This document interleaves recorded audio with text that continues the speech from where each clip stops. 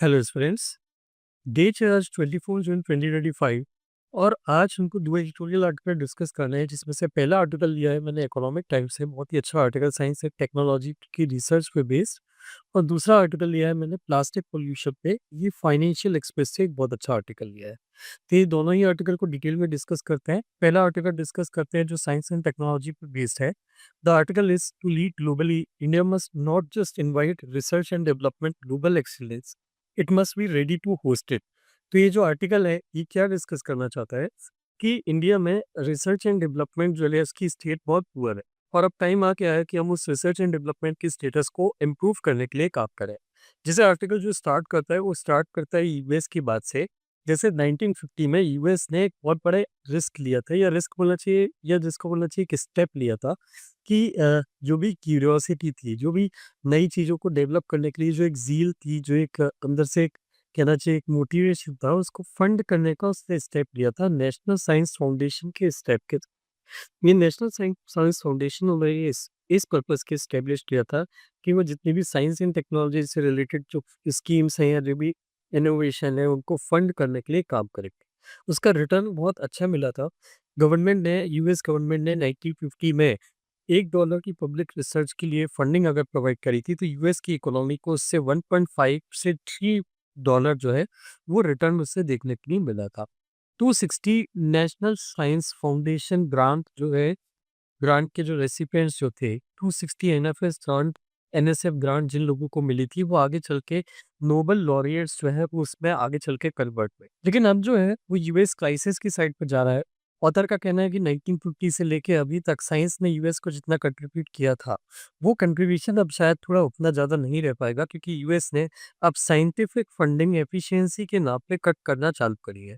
जैसे 2025 में यूएस ने नेशनल साइंस फाउंडेशन के 2026 के बजट में 56% का उसने कट किया था, जिससे 1400 से ज़्यादा ग्रांट्स जो हैं, $1 बिलियन से ज़्यादा के अबोव की ग्रांट जो है ये कट हो गई थी। और ग्रेजुएट साइंस फेलोशिप जो है ये लेस देन हाफ हो गई थी, वहाँ पे आधे से ज़्यादा फेलोशिप ग्रांट जो है वो कट हो गई थी। इसका मतलब क्या है कि इससे अराउंड अराउंड 46,000 लोगों की जॉब्स आई हुई, $6.1 बिलियन का अराउंड अराउंड जीडीपी को उनको हिट देखने के लिए मिलेगा सप्लाई चेन इफेक्ट के कारण। तो मार्च 2025 का वहाँ पे एक नेचर का एक थिंक टैंक है या एनजीओ बोल लीजिए, उनके सर्वे के अकॉर्डिंग, नेचर के सर्वे के अकॉर्डिंग 75% यूएस बेस्ड साइंटिस्ट जो हैं और 79% पोस्ट ग्रेजुएट और पीएचडी स्टूडेंट्स जो हैं अब यूएस को छोड़ने का प्लान कर रहे हैं। और यही है जो इंडिया के लिए अपॉर्चुनिटी का टाइम है। मतलब ये यूएस बेस्ड साइंटिस्ट और ये जो पोस्ट ग्रेजुएट और पीएचडी स्टूडेंट्स जो कंट्री सोचने का प्लान, छोड़ने का प्लान कर रहे हैं, अगर इंडिया उनको होस्ट करने की अपॉर्चुनिटी प्रोवाइड करता है, उनको एडिक्वेट जो है वो एक प्लेस जो है वो जो है वो ऑफर कर पाए अच्छी रहने के लिए और साइंटिफिक रिसर्च करने के लिए, तो इंडिया को इससे बहुत मासिव गेन हो सकता है। जैसे इंडिया के current research and development landscape की अगर हम बात करें, तो अभी इंडिया की जीडीपी का 0.7% से भी कम जो है वो रिसर्च एंड डेवलपमेंट पे खर्च होता है। और 1 लाख पॉपुलेशन पे हमारे इंडिया में सिर्फ 15 रिसर्चर्स हैं। अगर हम यूएस और साउथ कोरिया से कंपेयर करें तो यूएस में 1 लाख पॉपुलेशन पे 423 रिसर्चर्स हैं, जबकि साउथ कोरिया में 1307। यही कारण है कि यूएस और साउथ कोरिया में इनोवेशन या नए प्रोडक्ट्स का जो डेवलपमेंट होता है वो बहुत हाई।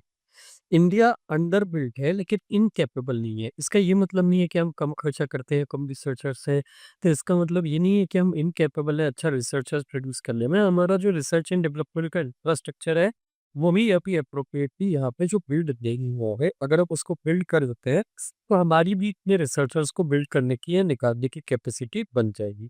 इसके लिए हमको क्या करना पड़ेगा, हमारे इंस्टीट्यूशंस को रिफॉर्म करना पड़ेगा, बोल्ड रिसर्च को फंड करना पड़ेगा और ग्लोबल टैलेंट को अट्रैक्ट करने के लिए पाथवेज डिजाइन करा। अगर हम बात करें चाइना की, तो चाइना का एक खुद का बड़ा अच्छा प्रोग्राम चल रहा है काफी टाइम से, that is thousands talent plan and young thousand talents. इन प्रोग्राम के अंदर में चाइना जो है क्रॉस द वर्ल्ड जितने भी टॉप टैलेंटेड साइंटिस्ट हैं जो चाइनीज ओरिजिन से बिलोंग करते हैं उनको अट्रैक्ट करता है और उनको बहुत हाई अमाउंट में इंसेंटिव देता है कि वो वहाँ की यूनिवर्सिटीज़ को छोड़ के आएँ और अब चाइना में आके अपनी रिसर्च को कंडक्ट करें, जिससे चाइना को उसका बेनिफिट मिले। इसके लिए चाइना उसको उन साइंटिस्ट को वन टाइम बोनस देता है 1 मिलियन रेनमिंबी का, 3 टू 5 मिलियन रेनमिंबी रिसर्च की ग्रांट देता है, हाउसिंग के लिए सब्सिडी देता है, रिलोकेशन के लिए अलाउंस देता है और एकेडमिया और इंडस्ट्री में सीनियर रोल्स में एक्सेस प्रोवाइड करता है। 2017 तक आते-आते टीटीपी प्रोग्राम प्लान जो है, ये टीटीपी का जो प्लान है, इसके अंदर में चाइना ने 7,000 हाई कैलिबर प्रोफेशनल्स को इंक्लूडिंग नोबेल लॉरिएट्स जो एमआईटी, स्टैनफोर्ड, ऑक्सफोर्ड से बिलोंग करते हैं, इन साइंटिस्ट को रिक्रूट कर लिया था। और 2011 से 17 के बीच में 3500 ऑफर्स जो हैं सेंड करे थे इसने फॉरेन में साइंटिस्ट को, जो पीएचडीज को टारगेट करते थे वर्ल्ड की जो 100 टॉप 100 स्टेम यूनिवर्सिटीज़ हैं, वहाँ पे काम करने वाले या रिसर्च करने वाले टॉप साइंटिस्ट को। इसी का रीज़न है, इसी का आउटकम है कि वाईटीटी अवॉर्डीज़ जिनको ये यंग 1000 ये जो प्लान है, दैट इज़ यंग 1000 टैलेंट्स। ये यंग 1000 टैलेंट्स के अवॉर्डीज़ जो हैं, ये हर साल अराउंड 2.39 पब्लिकेशंस लिखते हैं और ये top 15% of Chinese origin US researchers में भी आते हैं बाय प्रोडक्टिविटी। तो ये इसका बहुत अच्छा आउटकम चाइना को मिला है। यूरोप भी अपना साइंस का कैंपेन चला रहा है, जैसे ईयू ने अपना 500 मिलियन रुपीस का या 576 मिलियन डॉलर का एक choose Europe for science campaign launch किया है, जिसमें ये वर्ल्ड वाइड जितने भी ग्लोबली साइंटिफिक टैलेंट हैं, जो साइंटिफिकली बहुत ही माइंड से शार्प है, बहुत हाई लेवल की रिसर्च कर रहा है, उसको अट्रैक्ट करने के लिए 2025 से 2027 के बीच में इतनी फंडिंग का एक प्रोग्राम चला रहा है, जिसके अंदर में वो रिलोकेशन बोनसेस और लॉन्ग टर्म कॉन्ट्रैक्ट देगा और इसके साथ-साथ में रिसर्च के लिए बहुत बड़ी ग्रांट भी देगा। फ्रांस भी अपने ऐसे प्रोग्राम चला रहा है और ये इन्वेस्टमेंट जो है, ये ईयू इसलिए कर रहा है ताकि वो जो ग्लोबल रिसर्च आउटपुट में ईयू का जो शेयर गिरता जा रहा है, उसको रिवाइव या रिवर्स करने के लिए वो वहाँ पे उसको वापस अचीव करना चाहता है। इंडिया अभी क्या एफर्ट डाल रहा है अपने साइंटिस्ट को, ग्लोबल टैलेंट को, ग्लोबल साइंटिफिक टैलेंट को अट्रैक्ट करने के लिए? तो इंडिया ने कई सारे इंटरनेशनल कोलैबोरेशन प्रोग्राम रन कर रहा है, जैसे कि Ramanujam fellowship, Vajra programme, Vaibhav programme, सायर प्रोग्राम, गेट इन प्रोग्राम। ये सारे प्रोग्राम जो है इंडिया रन कर रहा है ग्लोबली जितने भी साइंटिफिक टैलेंट है उसको अट्रैक्ट करने के लिए, इंडिया में इनवाइट करने के लिए और इंडिया में रिटेन करने के लिए। आपके लिए मैं आज का होमवर्क दे रहा हूँ कि आपको ये प्रोग्राम का किस प्रोग्राम का क्या पर्पस है और उसका मेन फीचर क्या है, ये आपको कमेंट सेक्शन में यूट्यूब में लिख के बताना है मुझे इस वीडियो के, खुद से सर्च करके। आप खुद से रीड नहीं करेंगे, खुद से थोड़े से एफर्ट नहीं डालेंगे तो आपकी पर्सनल ग्रोथ बिल्कुल नहीं होगी। तो ये कौन सा प्रोग्राम क्या फीचर कैरी करता है, मेन फीचर, ये आपको खुद समझ के खुद रीड करके इस वीडियो के कमेंट सेक्शन में शॉर्ट में लिख के मुझे बताना। हालाँकि इन सारी स्कीम्स के कुछ चैलेंजेस हैं। पहला तो ये सारी स्कीम्स जो है ये एक कोई मिनिस्ट्री हैंडल नहीं कर रहा। अलग-अलग मिनिस्ट्री अलग-अलग स्कीम्स जो है वो जो है रन कर रही है, ऑपरेट कर रही है। मोस्ट ऑफ द प्रोग्राम, ये जितने भी ज़्यादातर प्रोग्राम है ये फेलोशिप बेस्ड हैं। इसमें कोई लॉन्ग टर्म कॉन्ट्रैक्ट नहीं किया जाता, शॉर्ट टर्म कॉन्ट्रैक्ट किए जाते हैं। बहुत छोटा-सा एक अमाउंट दिया जाता है फेलोशिप के नाम पे। इसमें कोई टेन्योर नहीं होता कि मिनिमम इतने पीरियड के लिए गवर्नमेंट साइंटिस्ट को या रिसर्च को किसी साइंटिस्ट को जो है सस्टेन करेगी या सपोर्ट करेगी उसकी रिसर्च में, और कोई इंस्टीट्यूशनल इंटीग्रेशन ऑफर नहीं हो पाता। इंस्टीट्यूशनल इंटीग्रेशन मतलब नेशनल लेवल की कोई लैब जो है वो लैब से इनका एक प्रॉपर एसोसिएशन या कॉन्ट्रैक्ट या एसोसिएशन नहीं करा पाता। तो उस केस में यहाँ पे साइंटिस्ट को कोई बहुत जो ग्लोबल टैलेंट है, जो ऑलरेडी अच्छा फॉरेन में अच्छा पैकेज अर्न कर रहा है, अच्छा अर्न कर रहा है, अच्छी क्वालिटी ऑफ लिविंग जी रहा है और साइंटिफिक रिसर्च में अच्छे उसको जो है सपोर्ट भी मिल रहा है, वो छोड़ के यहाँ पे इंडिया नहीं आ पाता। अगर हम फंडिंग की बात करें तो फंडिंग भी यहाँ पे बहुत वीक है। जैसे हम हमारे साइंटिस्ट जो भी हम फॉरेन से या बाहर से बुलाते हैं उनको 85,000 से 1.35 लाख अ मंथ इतनी फंडिंग जो है प्रोवाइड करते हैं, जिसमें रिसर्च के लिए जो एडिशनल ग्रांट दी जाती है वो बहुत कम है और ये ग्लोबल टैलेंट को अट्रैक्ट करने के लिए बहुत कुछ खास सफिशिएंट नहीं है। इसके अलावा हमारे यहाँ कोई state of the art lab infrastructure नहीं है। हमारा जितना भी लैब इंफ्रास्ट्रक्चर है वो बहुत आउटडेट हो चुका है, स्पेशली आईआईएससी और आईआईटीज़ के बाद बाहर जितने भी लैब इंफ्रास्ट्रक्चर है वो बहुत ही आउटडेटेड और बहुत ही पुअर है। हमारी इंडिया की कॉम्पिटिटिवनेस जो है वो बहुत वीक है as compare to other countries when it comes to providing some some very good infrastructure related to research. जितने भी साइंटिस्ट बाहर आते हैं, जो कॉमन चैलेंजेस वो फेस करते हैं, वो ये है कि उनको एक तो इक्विपमेंट्स पूरे आउटडेटेड या पुराने दिए जाते हैं। एडमिनिस्ट्रेटिव सपोर्ट बिल्कुल नहीं दिया जाता और जो इक्विपमेंट्स मिलते भी हैं, उनको बहुत स्ट्रिक्ट प्रोटोकॉल फॉलो करना पड़ता है, वो गेन करने के लिए, अचीव करने के लिए या लेने के लिए, जिससे उनका जो वर्क है, वो बहुत डिले या बहुत स्लो होता है। एडमिनिस्ट्रेटिव इनएफिशिएंसीज़ जो हैं, ये बहुत इंडिया में बहुत हाई है। ग्रांट का डिस्पर्सल जो है वो टाइम पे नहीं होता, वेट करते रहते हैं रिसर्चर्स की, जब फंड रिलीज़ होगा तब वो कुछ अपनी रिसर्च को आगे बढ़ा पाएँगे। कंप्लायंस के बर्डन्स रहते हैं, रिसर्च करते टाइम रूल्स एंड रेगुलेशन बहुत स्ट्रिक्टली फॉलो करना होता है, ज़रा-सी भी फ्लेक्सिबिलिटी उनको अलाउ नहीं होती। फंड का यूज़ कैसे करना है, उसमें बिल्कुल ऑटोनॉमी नहीं होती, हर एक पाई-पाई के लिए उनको परमिशन लेनी पड़ती है वो स्पेंड करने के लिए। तो यहाँ पे हम हमारे साइंटिस्ट को कोई बहुत अच्छा इकोसिस्टम प्रोवाइड नहीं कर रहे हैं कि वो आके यहाँ पे फ्री माइंड से अपनी रिसर्च और इनोवेशन को परस्यू कर पाए। हमारे लिए इनोवेशन अचीव करना एक प्रोसेस है, जबकि मिशन नहीं है। जबकि हमारा जो एम होना चाहिए वो इनोवेशन को राइट नाउ मिशन बनाने पे होना चाहिए। और कैसे उसको एक बहुत हाई फाई स्पीड पे, बहुत फास्ट स्पीड पे इनोवेशन को प्रमोट कर पाए, ये हमारी नीड है। तो अब ये वाली प्रॉब्लम्स हमारे इकोसिस्टम में, साइंटिफिक इकोसिस्टम में चल रही है।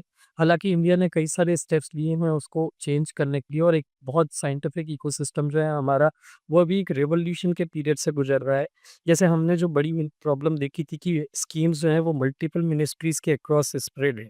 तो हमने उसको सेंट्रलाइज़ करने के लिए एक अलग से एक एक्ट पास किया है, अनुसंधान नेशनल रिसर्च फाउंडेशन एक्ट, जिसके अंदर में हमने ये फाउंडेशन बनाया है जो नेशनल लेवल पे सारी रिसर्च को ओवरसी करेगा और उनको फास्ट रेट पे, या जिसको बोलते हैं स्ट्रीमलाइन्ड तरीके से, साइंटिस्ट को सारे सपोर्ट प्रोवाइड करने में हेल्प करेगा।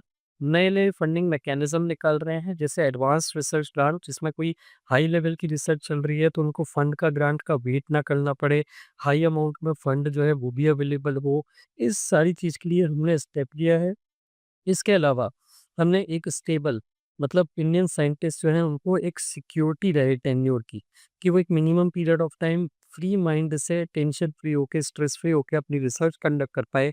इसके लिए हमने long term bread and butter grant type की ग्रांट स्टार्ट करी है, जो एक लंबे से, एक mid to long term contract scientist से करती है, ताकि वो अपनी जो डेली फाइनेंशियल इरेगुलरिटीज हैं, अनस्टेबिलिटी हैं, उसको थोड़ा सा माइंड से, बैक ऑफ द माइंड से निकाल के वरी फ्री होके अपनी रिसर्च को कंडक्ट कर पाएँ। इसके साथ-साथ में इंडिया को और क्या करना चाहिए?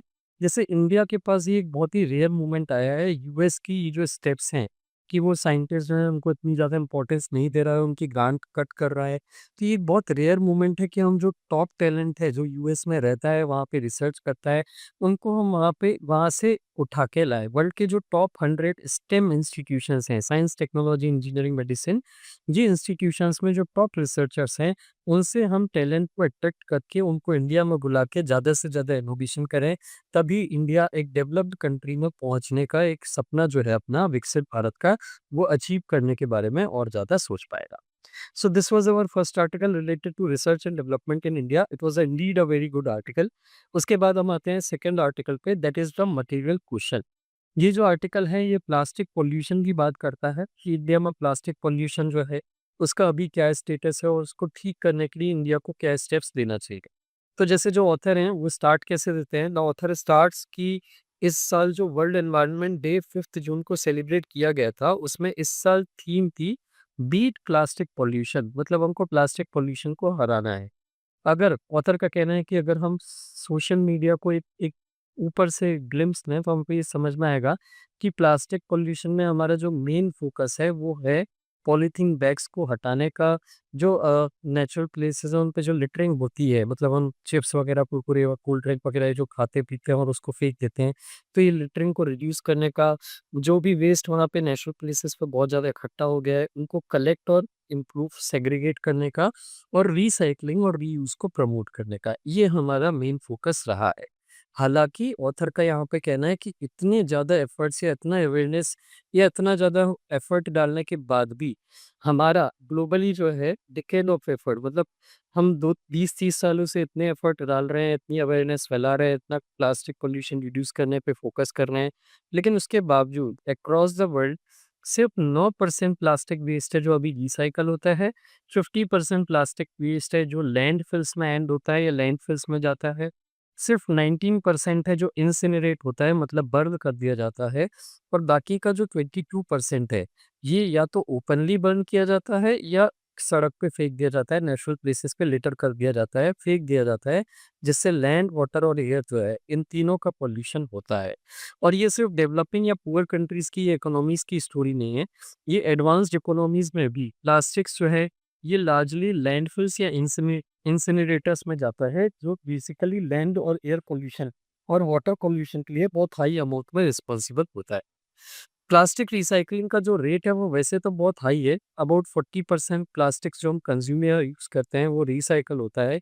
लेकिन इसका रिसाइक्लिंग होने के बाद मतलब वो जो प्लास्टिक प्रोडक्ट है, वो रिसाइकल होने के बाद जो है, वो लो वैल्यू प्रोडक्ट्स में ही कन्वर्ट किया जाता है। मतलब वो बहुत लॉन्ग टर्म के लिए किसी प्रोडक्ट की तरह यूज़ नहीं हो सकता, उसकी जो साइकिल है, लाइफ साइकिल है, वो बहुत छोटी होती है।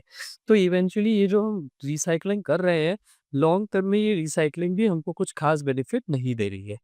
ये सारी चीज़ें ही हैं कि इंडिया अभी जो है वर्ल्ड का टॉप प्रोड्यूसर कंसीडर किया जाता है अनमैनेज्ड प्लास्टिक वेस्ट का, जहाँ पे ओपन में प्लास्टिक वेस्ट बहुत ही ईज़िली हमको जो है डिस्ट्रीब्यूटेड या स्प्रेड आउट मिलता है। तो क्या हम सिर्फ साइक्लिंग, रिसाइक्लिंग और रीयूज़ बढ़ा के प्लास्टिक पॉल्यूशन को हरा सकते हैं? सबसे पहली चीज़ जो हमको समझनी होगी कि प्लास्टिक का जो नेचर है और जो प्रोडक्ट्स उससे मैन्युफैक्चर किए जाते हैं, वो उन दोनों में बहुत एक फ़र्क है।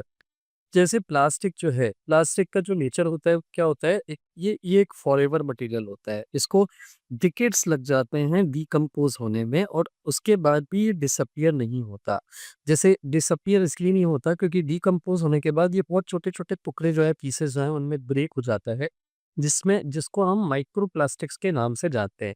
जैसे आज की डेट में ये हमारे लिए एक बहुत ही बड़ा एनवायरनमेंटल कंसर्न और हेल्थ कंसर्न बन गया है कि हम जितने भी प्लास्टिक प्रोडक्ट्स कंज्यूम कर रहे हैं उसमें छोटा-सा छोटे-छोटे मॉलिक्यूलर लेवल के पार्टिकल्स रिलीज़ होते रहते हैं, जो हमारी बॉडी में जाते हैं और हमको कैंसर कॉज़ करते हैं।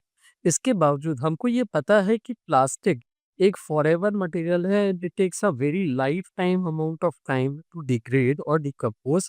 उसके बावजूद हम ये प्लास्टिक का मेनली जो यूज़ करते हैं, वो ऐसे प्रोडक्ट्स बनाने के लिए यूज़ करते हैं, जिनकी लाइफ बहुत शॉर्ट है। बहुत मतलब विदिन डेज़ उनको हम डिस्कार्ड करना पड़ता है। हम एक 6-7 दिन से ज़्यादा, 10-15 दिन से ज़्यादा उस प्रोडक्ट को यूज़ नहीं कर पाते। इसी को हम सिंगल यूज़ प्लास्टिक बोलते हैं। सिंगल यूज़ प्लास्टिक का मतलब क्या होता है? ऐसा प्लास्टिक जिसकी लाइफ जो है वो शॉर्ट है। दिन, हफ्ते, महीना, मैक्सिमम महीने, इतना ज़्यादा इसका यूज़ होता है और ये मोस्टली यूज़ होता है पैकेजिंग के लिए। तो हम एक तरफ तो प्लास्टिक का यूज़ बढ़ाते जा रहे हैं because it is a very durable material, लेकिन हम ड्यूरेबिलिटी के लिए उसको यूज़ नहीं कर रहे हैं, हम उसको शॉर्ट टर्म ऐसे प्रोडक्ट्स बनाने के लिए यूज़ कर रहे हैं, जिसकी लाइफ बहुत शॉर्ट है। और ऑथर का कहना है यही जो थिन बैग प्लास्टिक बैग्स है जो हम बना रहे हैं सिंगल यूज़ प्लास्टिक के फॉर्म में, यही हमारे एनवायरनमेंट के लिए बहुत ज़्यादा कंसर्न हो गया है। जैसे food wrapper, bottle, sachet, plastic packaging, ये सब हमारी लाइफ को डोमिनेट करते हैं। ये प्रोड्यूस करने में चीप है लेकिन इनको कलेक्ट और रिसाइकल करना बहुत ज़्यादा एक्सपेंसिव होता है। इस कारण से इसको बनाया तो बहुत हाई रेट पे जा रहा है लेकिन इसको कलेक्शन और रिसाइकल उतना हाई रेट पे नहीं हो रहा है और इसलिए प्लास्टिक का वेस्ट जो है ये बढ़ता जा रहा है। आज की डेट में 60% ऑफ ऑल प्लास्टिक जो पैकेजिंग के लिए यूज़ किया जाता है, ये इसके कंज़म्पशन से या ग्लोबल एवरेज से बहुत ज़्यादा है। इंडिया में 60% प्लास्टिक्स जो है वो यूज़ किया जाता है पैकेजिंग के लिए, जबकि वर्ल्ड में on an average 40% products he plastic packaging से जो है वो कवर या पैकेज किए जाते हैं। इसके साथ-साथ ये जो सेगमेंट है प्लास्टिक प्रोडक्शन का, ये एनुअली 8 टू 9% के रेट से ग्रो हो रहा है, जो प्लास्टिक के यूज़ से बहुत ज़्यादा है। 6% प्लास्टिक यूज़ का रेट है, मतलब प्लास्टिक की जो ग्रोथ कंज़म्पशन का जो रेट है वो 6% है, जबकि प्लास्टिक का प्रोडक्शन का जो सेक्टर है, वो हर साल 8 टू 9% के रेट से ग्रो हो रहा है और अगर ये ट्रेंड चलता रहा, तो इंडिया का प्लास्टिक पैकेजिंग कंज़म्पशन जो है, वो 2022 में 11 मिलियन टन से बढ़ के उसका जो कंज़म्पशन है वो 2030 तक आते-आते 20 मिलियन टन हो जाएगा, मतलब नियरली ट्वाइस हो जाएगा इसका कंज़म्पशन बाय द ईयर 2030। इसमें से 70% जो है, ये सिंगल यूज़ पैकेजिंग के लिए यूज़ हो रहा है, फूड के लिए, बेवरेज के लिए और पर्सनल होम केयर सेक्टर के लिए। जितना भी प्लास्टिक प्रोड्यूस किया जा रहा है कंज़म्पशन के लिए, वो मोस्टली सिंगल यूज़ के फॉर्म में पैकेजिंग के लिए प्रोड्यूस किया जा रहा है, फूड, बेवरेज और पर्सनल केयर सेक्टर्स के लिए। अब प्लास्टिक पैकेजिंग को रेगुलेशन कैसे किया जा सकता है? जैसे गवर्नमेंट ने प्लास्टिक पैकेजिंग को बैन या रेगुलेट करने के लिए बहुत सारे स्टेप्स लिए हैं। पहला 20 माइक्रोन से कम थिकनेस की जो पॉलीथीन बैग्स हैं उसको गवर्नमेंट ने 1999 में ही बैन कर दिया था।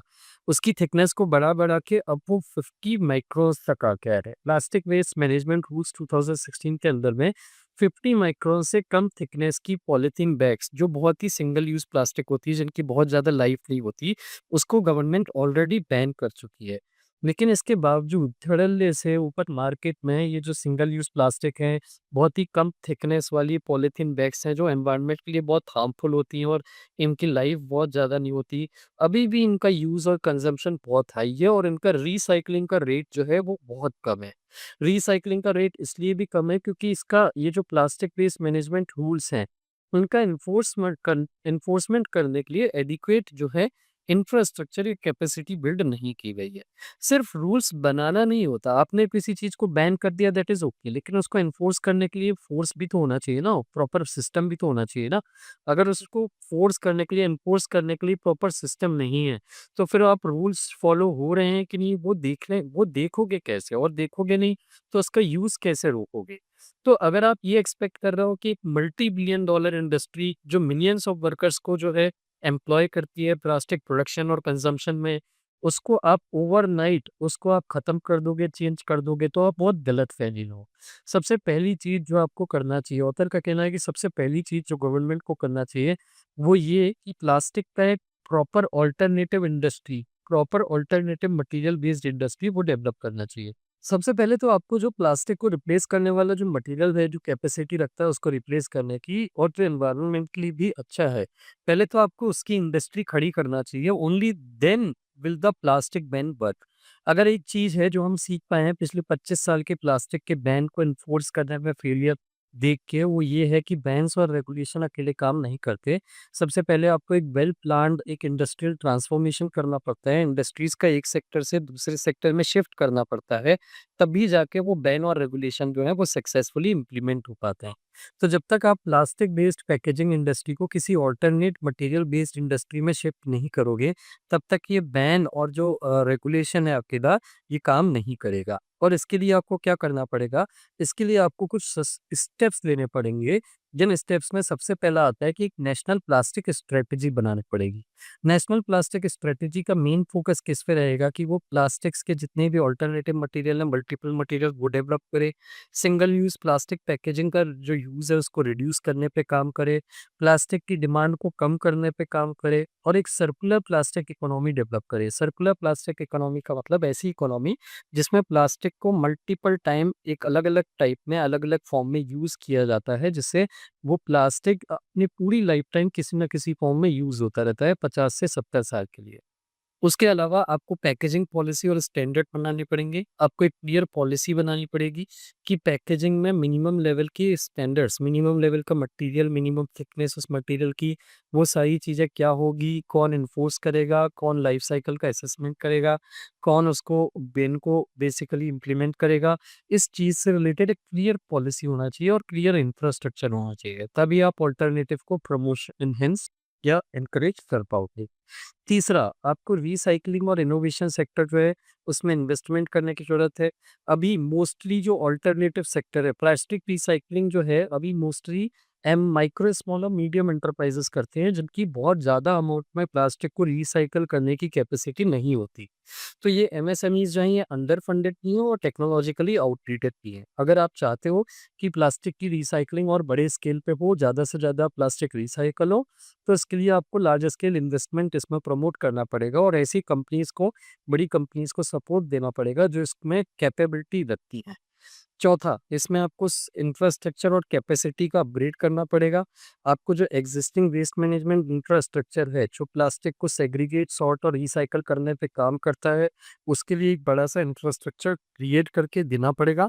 और सबसे इम्पोर्टेंट चीज़, इसमें आपको बिहेवियरल शिफ्ट के लिए काम करना पड़ेगा। जब तक लोगों में अवेयरनेस नहीं होगी कि प्लास्टिक उनको किस हद तक हार्म पहुंचा रहा है, उसके लिए प्रॉपर पब्लिक अवेयरनेस कैंपेन्स नहीं चलेंगे, school education, college education programme नहीं चलेंगे, और जब तक लोग अपना प्लास्टिक कंज़म्पशन रिड्यूस नहीं करेंगे, तब तक इंडस्ट्रीज़ भी जो है, उसका प्रोडक्शन कम नहीं करेगी और प्लास्टिक पॉल्यूशन को फाइट हम नहीं कर पाएँगे। तो ये जो प्लास्टिक की जो क्राइसिस है, ये प्लास्टिक की क्राइसिस सिर्फ एनवायरनमेंट की क्राइसिस नहीं है, और तक ने एक बहुत अच्छी बात बोली है, ये इकोनॉमी की भी क्राइसिस है, इंफ्रास्ट्रक्चर की भी क्राइसिस है और डेली हैबिट की भी क्राइसिस है। और अगर हम इस प्रॉब्लम से जूझना चाहते हैं और इस प्रॉब्लम से डील करना चाहते हैं, हमको इसको सिर्फ एनवायरमेंटल प्रॉब्लम की तरह देखना छोड़ना होगा, और हमको रेगुलेशन, बैन, इन्फोर्समेंट के जो फेलियर हो रहे हैं और वर्ल्ड एनवायरमेंटल डे पे जो हम सिर्फ एक बेसिकली इवेंट कर देते हैं, उस लूप से बाहर निकलना होगा और ग्राउंड लेवल पे, रियल लेवल पे हमको कुछ डेफिनेट स्टेप्स लेने होंगे। So this was the second article related to plastic pollution, and this concludes the editorial discussion for the day. हमारा एक जीएस मेंटरशिप का कोर्स है जो बेसिकली हम बहुत सक्सेसफुली भी रन कर रहे हैं, और काफ़ी स्टूडेंट्स ने इसमें एनरोल किया है, and they are getting a very happy benefit of that programme. तो अगर आप इस जीएस मेंटरशिप प्रोग्राम को ज्वाइन करना चाहते हैं, जिसमें मैं आपको सिस्टमेटिक तरीके से पूरा सिलेबस कंप्लीट कराऊंगा, प्रीलिम्स और मेंस दोनों का, उसके साथ साथ आंसर राइटिंग की जो ट्रेनिंग है या आंसर राइटिंग का जो स्किल है वो भी डेवलप करने में करूँगा, और आपके पर्सनल कोई भी डाउट है उनको रिज़ॉल्व करने में हेल्प करूँगा। ये तीनों चीज़ें मैं आपको बहुत सक्सेसफुली, बहुत अच्छे से डील करने में हेल्प करूँगा। इस एम या मोटिव के साथ कि आप अपनी यूपीएससी के एग्ज़ाम को टाइमली मैनर में क्लियर कर पाएँ। तो अगर आप इस प्रोग्राम को जॉइन करने में इंटरेस्टेड हैं, which is at a very affordable price, ये बहुत ही अफोर्डेबल प्राइस पे मैंने ये प्रोग्राम रखा है ताकि नो वन गेट्स एक्सक्लूडेड। तो अगर आप इस प्रोग्राम को ज्वाइन करना चाहते हैं, all you need to do is to contact me on this number 8962291192 through WhatsApp और call anyway. Thank you very much for watching the video.